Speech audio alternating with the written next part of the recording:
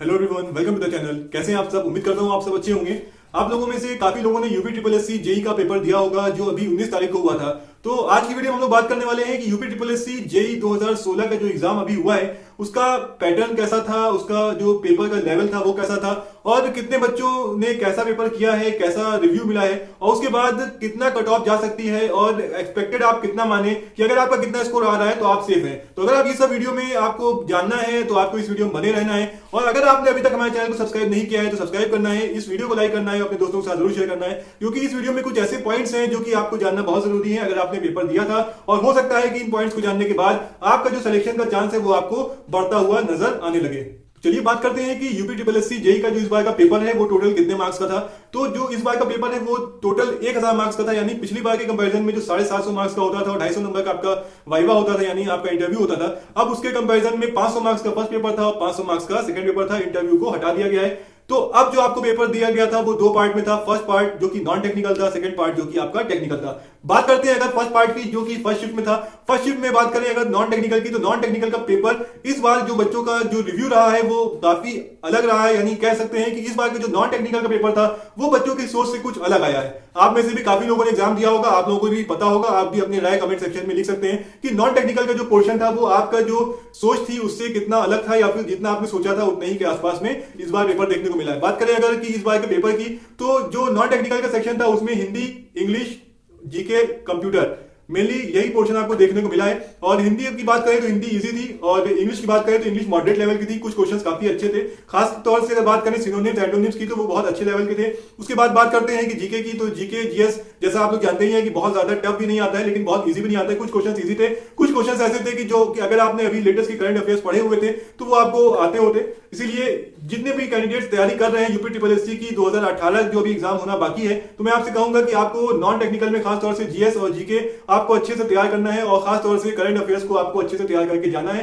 तभी आपका जो 2018 वाला जो एग्जाम अभी हो सकता है कि नेक्स्ट ईयर आपको होने को दिखे, तो आपको उसके लिए अभी से तैयारी करनी है। और जो पेपर अभी आपको देखने को मिला है नॉन टेक्निकल का, हो सकता है कि इससे भी अच्छा पेपर आपको 2018 वाला जब एग्जाम हो तो उसको आपको देखने को मिले। इसीलिए आपको अपने आप को इस हिसाब से तैयार करना है कि जैसा अभी आपका पेपर था उससे टफ पेपर भी अगर आपका आ जाएगा तो आपको कोई भी फर्क नहीं पड़ना चाहिए। बात करें अगर कि नॉन टेक्निकल में सबसे कठिन पार्ट कौन सा था, तो बच्चों का कहना यह है कि नॉन टेक्निकल में जो इस बार सबसे कठिन था वो आपका था कंप्यूटर। कंप्यूटर में भी काफी ज्यादा क्वेश्चन थे, करीब 25-30 क्वेश्चन करीब ऐसे थे जो कि काफी हार्ड थे और डिफिकल्ट लेवल के थे, और बच्चों को करने में काफी दिक्कत हुई है। अब बात करते हैं कि जो इस बार का जो फर्स्ट शिफ्ट का पेपर है यानी नॉन टेक्निकल का, तो उसमें कितने मार्क्स तक आ रहे हैं बच्चों के, और कितने मार्क्स बच्चों के ऐसे हैं जो लग रहा है कि हाँ इससे ज्यादा ला नहीं सकते। काफी बच्चों से बात हुई है तो उनका कहना यही है कि सर 50% से ज्यादा क्रॉस हो पाना बहुत मुश्किल है। यानी ये माना जा रहा है कि इस जो पेपर है उसमें जो बच्चा 50% मार्क्स ले आएगा, आप ये कह सकते हैं कि उसका पेपर अच्छा गया। यानी हम ये कह सकते हैं कि नॉन टेक्निकल में अगर आपके 250 मार्क्स या फिर उससे ऊपर आ रहे हैं, या फिर 250 मार्क्स के आपके आसपास भी हैं, तो आप ये मान के चलिए कि आपका पेपर औरों के कंपैरिजन में आपका अच्छा गया है, और आपका जो चांसेस हैं वो आपके थोड़े ज्यादा है।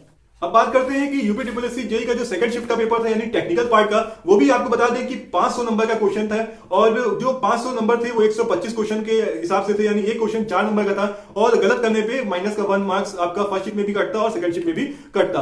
अब बात करते हैं कि पेपर के लेवल की, तो पेपर का लेवल मॉडरेट था, यानी ना बहुत ज्यादा कठिन था ना बहुत ज्यादा इजी था। बस बात करते हैं कि इसमें जो भी न्यूमेरिकल्स थे वो काफी अलग पूछे गए थे, यानी न्यूमेरिकल्स की बात करें तो ट्रांसफॉर्मर के न्यूमेरिकल्स काफी अच्छे पूछे गए थे। उसके अलावा जो इल्यूमिनेशन चैप्टर से आपको काफी न्यूमेरिकल्स देखने को मिल रहे थे, जिसकी वजह से बच्चों को कुछ दिक्कत हुई है। उसके अलावा जो क्वेश्चंस थे वो बहुत ज्यादा टफ भी नहीं थे, बहुत ज्यादा इजी भी नहीं थे। अगर आपने पढ़ा हुआ है तो आपको आसानी से वो क्वेश्चंस आ रहे होते। मैं ये मानता हूं कि जितने भी बच्चे जो अच्छे से पढ़ के गए होंगे उन्होंने एटलीस्ट 70% क्वेश्चन उन्होंने अटेम्प्ट किया होगा। 70% क्वेश्चन पेपर जो आपका टेक्निकल का था वो आराम से करके आ सकते थे। अब कितने परसेंट अगर आप ला रहे हैं इसमें, कितने परसेंट तक अगर आप स्कोर कर रहे हैं, तो कितना आपका अच्छा स्कोर कहलाएगा टेक्निकल के पार्ट में जो पेपर आया था उसके अकॉर्डिंग। तो मैं आपको बता दूं कि अगर आपका जो मार्क्स है वो टेक्निकल पार्ट में 500 में से अगर आपका 300 या 320 के आसपास में आपका है, तो आप ये कह सकते हैं कि आपका स्कोर ठीक ठाक गया है। अगर आपका स्कोर 320 से 350 के बीच में अगर आपका आ रहा है तो आपका जो पेपर है बहुत अच्छा गया है। ठीक है,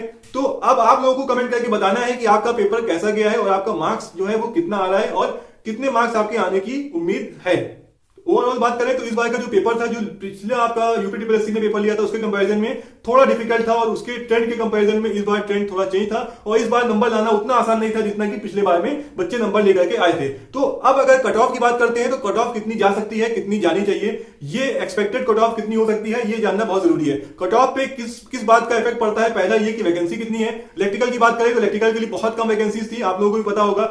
और दूसरा जो आपका फर्क पड़ता है वो इस बात का पड़ता है कि कितने बच्चे एग्जाम दिए हैं। तो आप में से काफी बच्चों ने देखा होगा जो एग्जाम सेंटर्स पे गए होंगे कि इस बार जो पेपर देने बच्चे आए थे उनकी संख्या बहुत कम थी।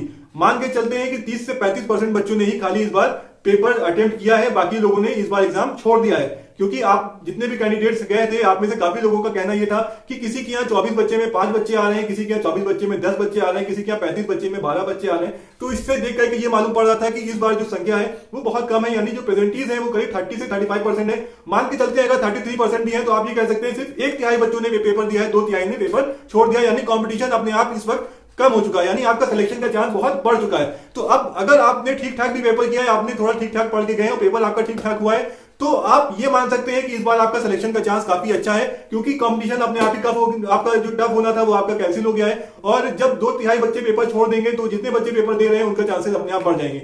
बात करें अगर कि इस बार की कट ऑफ की, तो अगर आप 1000 में, मैं कह रहा हूं कि अगर आप 520 से लेकर के 550 तक भी अगर आपके नंबर आ रहे हैं, यूआई कैटेगरी के लिए मैं बात कर रहा हूं, 520 से लेकर के 550 नंबर अगर आ रहे हैं, इलेक्ट्रिकल और ब्रांच की बात कर रहे हैं, फर्स्ट और सेकंड पेपर दोनों मिला करके 1000 में 520 से 550 अगर आ रहे हैं, तो आपको बिल्कुल भी परेशान होने की जरूरत नहीं है, आपका काफी अच्छा चांस है। क्यों कह रहा हूं ऐसा, क्योंकि कंपटीशन बहुत कम हो चुका है। जितने बच्चे थे उसमें से 2/3 बच्चों ने पेपर छोड़ दिया है, बाकी जितने बच्चों ने दिया है उनका पेपर भी बहुत अच्छा नहीं हुआ है। सबका पेपर एवरेज गया है, कुछ बच्चों का अच्छा हुआ होगा, लेकिन ज्यादातर बच्चों का एवरेज और बिलो एवरेज गया है। तो अगर आपने 520 या 550 के आसपास में स्कोर किया है, यूआई कैटेगरी के हैं और इस बार आप जेई बनने के लिए बहुत प्रबल दावेदार अपने आप को मान सकते हैं, और इस बार आपके सिलेक्शन का चांस काफी ज्यादा है। तो जितने बच्चे हैं जिन्होंने पेपर दिया था, आप लोगों ने अपना मार्क्स कैलकुलेट किया होगा, तो आप लोग कमेंट करके ये बता सकते हैं कि आपका मार्क्स कितना आ रहा है और आपको क्या लगता है कि कितना कट ऑफ जा सकता है। जो मैंने अभी आपको बात बताई है उससे कितने लोग सहमत हैं, आप लोग ये भी कमेंट करके बताइएगा। उम्मीद करते हैं कि वीडियो अच्छी लगी होगी। वीडियो अच्छी लगी है तो उसको लाइक कर दीजिए, अपने दोस्तों को शेयर करिएगा, और जो लोग अभी भी सब्सक्राइब नहीं किए, मैं आपसे कहूंगा सब्सक्राइब कर लीजिए, क्योंकि यहाँ पे जितनी भी वीडियोस अपलोड की जाती है वो आप सभी के काम की रहती है। तो देखते रहिए इलेक्ट्रिकल विजन।